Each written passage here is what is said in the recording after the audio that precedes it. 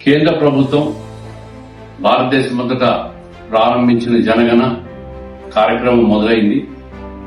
ఈరోజు కడప నగరంలో మా ఇంట్లో కుటుంబ సభ్యులందరితో కూడా జనగణన చేయడము, హౌస్ హోల్డ్ మ్యాపింగ్ చేయడం జరిగింది. ఇది ఏప్రిల్ 1వ తేదీ నుంచి రేపు సంవత్సరం మార్చి 31, 27 వరకు కొనసాగి దేశ జనాభా లెక్కింపులో భాగంగా ఈ కార్యక్రమం జరుగుతోంది. ఇది కేంద్ర ప్రభుత్వము, రాష్ట్ర ప్రభుత్వాలు సంయుక్తంగా తీసుకొచ్చిన మంచి కార్యక్రమం.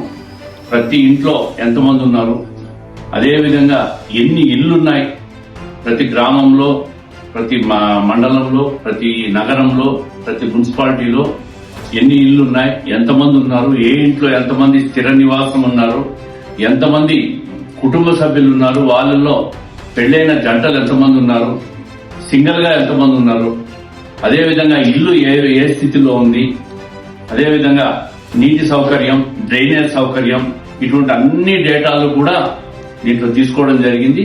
ఇది ఒక మంచి నూతన సాంకేతిక పరిజ్ఞానంతో కేంద్ర ప్రభుత్వం తీసుకొచ్చిన జనగణ కార్యక్రమం ఒక మంచి కార్యక్రమం. దీంట్లో మేము ఎన్రోల్ చేసుకుని భాగస్వాములు అయినందుకు కేంద్ర రాష్ట్ర ప్రభుత్వాలకు ధన్యవాదాలు తెలియజేస్తాం.